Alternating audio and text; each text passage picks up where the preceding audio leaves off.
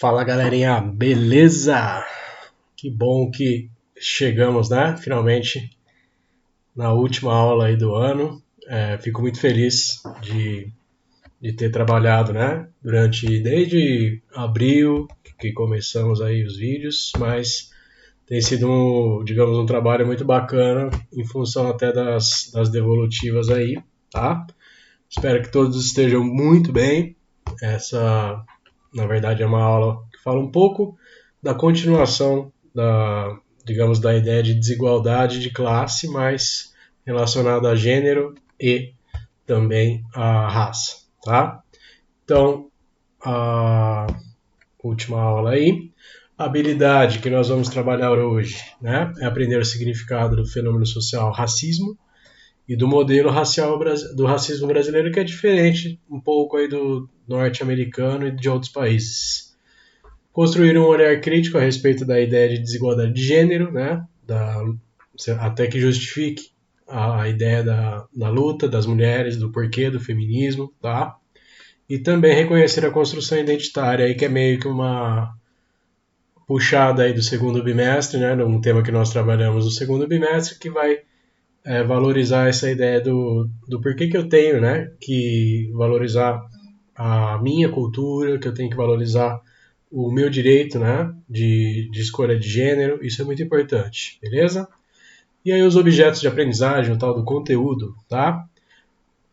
Fala sobre etnias, classes sociais, gêneros e gerações, né? Gerações no sentido de pai, filho, neto, né? Gerações históricas, beleza?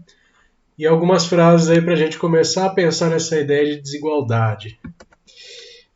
Não sei se alguém conhece esse cara, Darcy Ribeiro, né? Ele é um antropólogo muito famoso no Brasil, talvez aí seja, né, o mais famoso antropólogo brasileiro. Tem livros, né, obras maravilhosas, e ele diz o seguinte: o Brasil, o último país a acabar com a escravidão, tem uma perversidade intrínseca na sua herança, que torna a nossa classe dominante enferma de desigualdade, de descaso. Ele está falando o seguinte aí, uma coisa muito interessante. A perversidade da escravidão, né, ela está muito diretamente ligada ao nosso passado, né? E a nossa classe dominante, a elite, ela é meio que doente, né, por essa desigualdade. Ela precisa, né, digamos, dessa desigualdade, eles meio que criam esse descaso, né, essa situação para eles se manterem, né, na classe dominante, é óbvio, tá? Outra frase interessante, Valéria de Almeida, né, na verdade, eu não sei realmente eu peguei, né, mas não sei realmente o que essa pessoa é, mas a frase é interessante. Ela diz o seguinte: cada dia se torna mais distante e menos real o sonho do povo brasileiro em relação à igualdade social e de direitos. Nós vivemos isso, né? Temos vários exemplos aí diários, né, de mortes. O caso do Carrefour, né, é um deles. Temos um número de mulheres, né, de feminicídio altíssimo. O Brasil é um dos países que tem o maior número de feminicídio.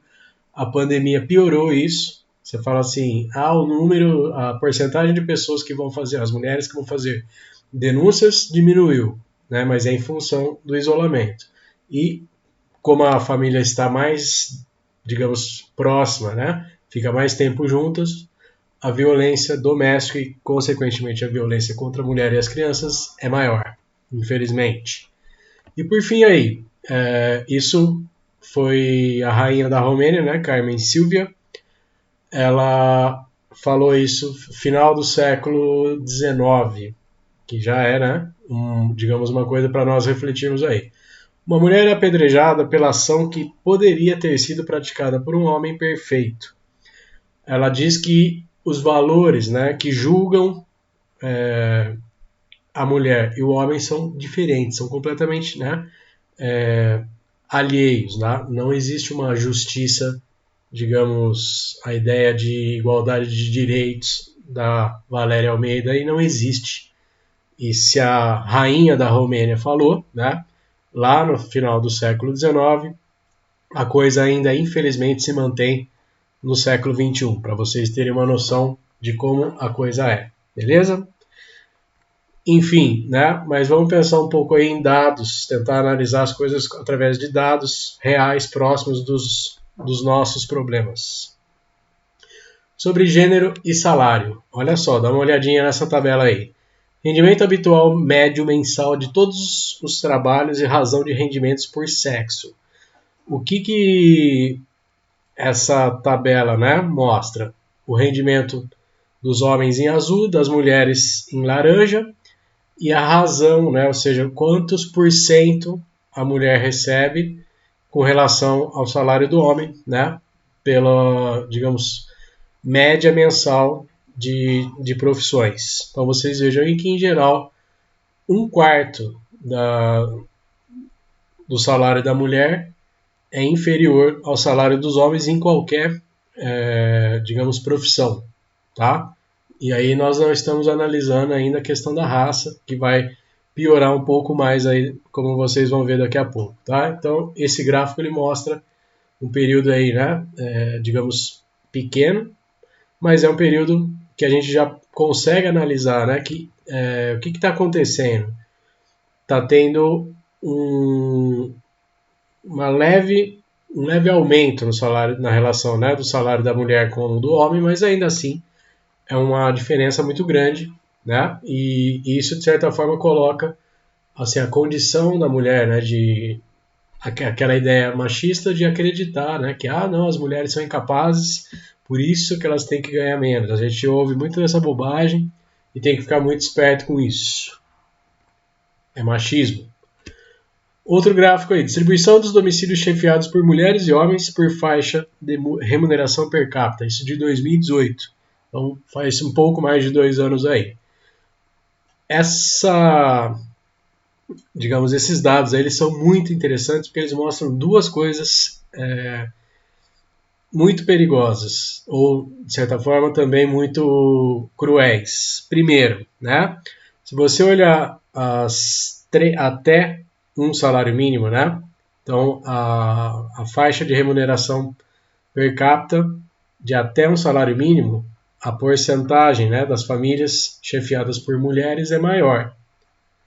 E depois, né, de mais de um salário mínimo até mais de 5 salários mínimos, a porcentagem das mulheres é inferior à dos homens. Então, você vê o seguinte, uma coisa, né, a gente observa, as famílias mais pobres, né, as famílias que têm um rendimento menor, são chefiadas por mulheres, tá? Isso é uma coisa que mostra, né, bem fácil de observar.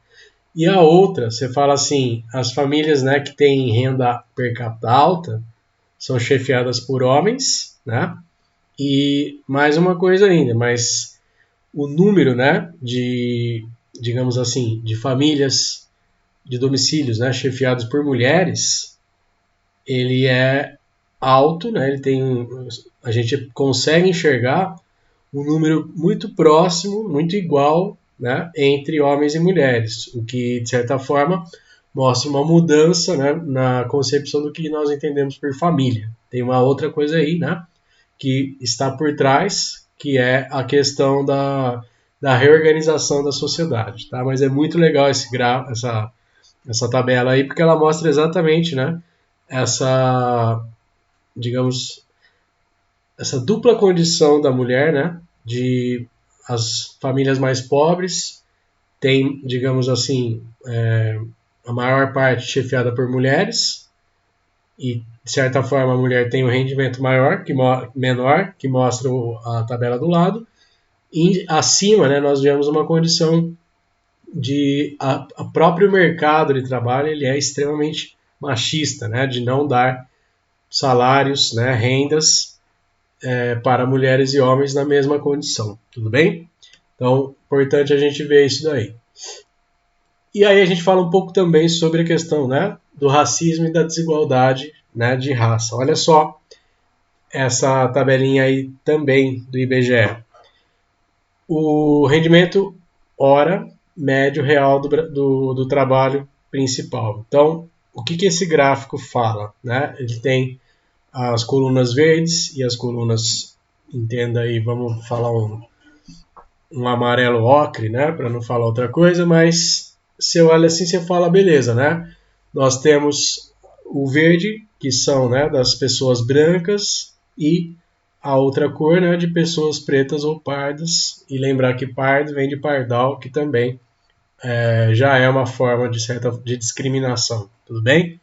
Então, olha só, por hora, né, o rendimento total médio das pessoas brancas é de R$ 17 e das pessoas, né, pretas ou pardas aí de R$ 10. Então a gente vê uma diferença muito grande. Continuando aqui do lado, você fala sem instrução ou fundamental incompleto, ou seja, as pessoas que, né, quase não têm instrução ou não têm instrução, né, mínima. Você fala a diferença é menor, né, tanto para pessoas brancas como as pessoas pretas. Você fala tudo bem.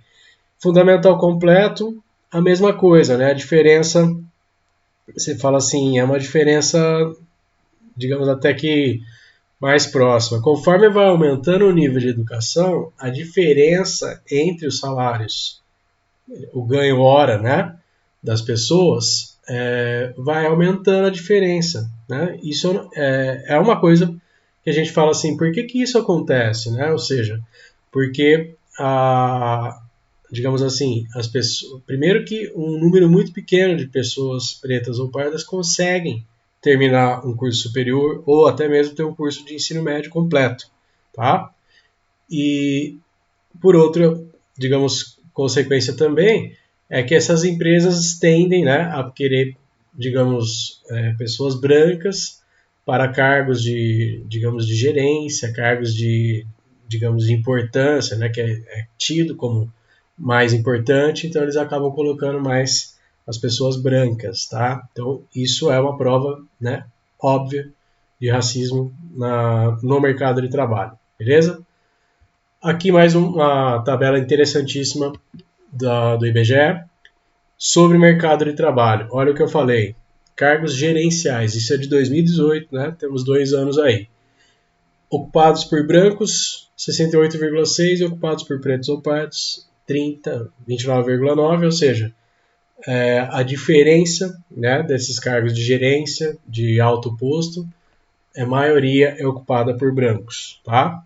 Taxa composta de subutilização. O que vem a ser, né, essa subutilização? Digamos, a porcentagem de pessoas que ou estão desocupadas, né, ou trabalham, né, digamos, num pequeno horário, ou seja, que não estão utilizando a sua força de trabalho completa, beleza? Olha só, a tabela aí na parte de cima, taxa composta de subutilização segundo o nível de instrução. Então, mais uma vez aí, né?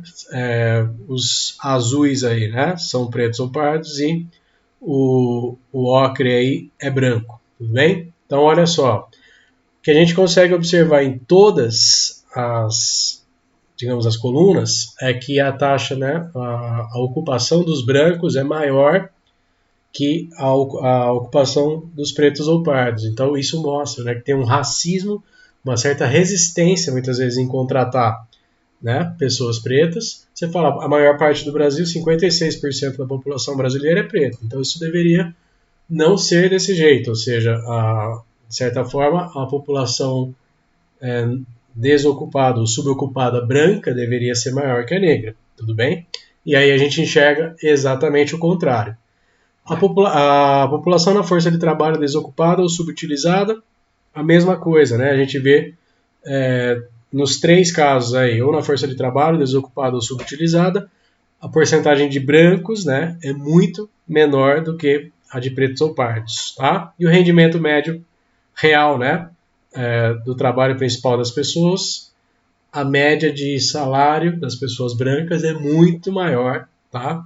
E tanto informal como formal, a diferença é visível, né, com relação a essa noção do branco e do negro e como que, de certa forma, essa diferença, né, ela acaba dificultando a mobilidade social, tá? Uma pessoa negra ela tem muito mais dificuldade para, por exemplo, né, dar oportunidade para o filho, né, para ele estudar, fazer um curso superior ou fazer um intercâmbio, né, do que uma pessoa branca. E com isso eu vou mantendo, né, a desigualdade com relação à raça e também com relação a gênero. Por quê? Porque a gente sabe que a porcentagem, né, dos ganhos das mulheres negras é um quarto, na verdade é metade de um homem branco, tá? Então isso denuncia que além, né, do racismo nós temos também um problema de machismo, tá? Em relação a essa valorização do trabalho das mulheres negras, tudo bem? Isso são algumas, digamos, reflexões aí que a gente precisa ter, tá? E aí, com relação ao que eu falei, olha só, aqui é uma comparação também do IBGE, esse dado aí, e ele mostra o seguinte, né? O rendimento em porcentagem de um grupo com relação a outro grupo, tá? Então a gente pega aqui mulher branca, homem branco, a terceira linha de cima para baixo, tá? 75,08. Então o que, que ele quer dizer com isso, né? De que o salário, né, de um homem branco ele é 100%. Vamos entender isso. E o da mulher branca representa 75,8% do salário do homem branco, tá? Mulher e homem. Então você observa aqui, né, digamos, desculpa, não, inverte. Na verdade, o que ele está dizendo, né? A gente pega a última coluna aqui embaixo e diz o seguinte: a, a mulher preta ou parda, ela recebe, né, o equivalente a 44,4% do salário do homem branco, tá? Então, esse é o mais desigual, tudo bem? Depois, na de cima aí, né, o homem preto ou pardo com o homem branco. Você vê, né, que assim, a condição do preto com relação ao gênero é pior, né? Se a gente pegar as maiores desigualdades, todas elas estão relacionadas com os pretos, e depois, na parte de cima, onde a desigualdade é menor, mas não é baixa, está relacionada à questão do gênero, né? Então, isso digamos assim, é uma demonstração óbvia, tá? Você fala assim, não tem racismo no Brasil. É óbvio que tem. Não tem machismo no Brasil. É óbvio que tem, né? Então, essas histórias que a gente ouve, né, constantemente ditas, né, pelos nossos comandantes, né, pelo governo aí, ela é completamente falsa e isso daí justifica, né? Ou seja, esses dados mostram, tudo bem, que a condição tanto da mulher quanto dos pretos ou né, dos pardos, ela é uma condição de desigualdade muito grande, tá? Então não dá para falar o país é uma democracia racial, o país é uma democracia de gênero. Mentira, tá? Esquece isso. Então, a ideia é a gente fazer essa análise aqui, tá? E pegar assim, a condição, eu falei muito da relação de trabalho, da relação dos salários, mas a gente pode pegar qualquer, digamos, relação, né? Por exemplo, na tarde da consciência negra que a gente fez lá na escola, as professoras disseram, né, esse negócio de ficar sendo perseguido no shopping pelo simples fato de você ser negro, né? Ou a pessoa não ter um atendimento igual pelo simples fato de ser negro, ou uma mulher não ser tratada de uma maneira igual a um homem em um determinado estabelecimento, né? Então, são vários os exemplos que a gente consegue ver diariamente digamos, dessa desigualdade de tratamento, ou dessa desigualdade está relacionado a uma questão cultural, né? O Brasil é, sim, um país racista e também é um país machista, tá? Não dá para falar que não, beleza? Então, essa é uma exposição pequena, tá? Eu vou encerrar por aqui, mas fica a dica aí, tá? De você refletir sobre como essas desigualdades elas afetam a sua vida, quanto que essas desigualdades afetam a sua vida, tá? Então é importante a gente pensar sobre esse ponto de vista aí, beleza? Então, um abraço e obrigado pela atenção.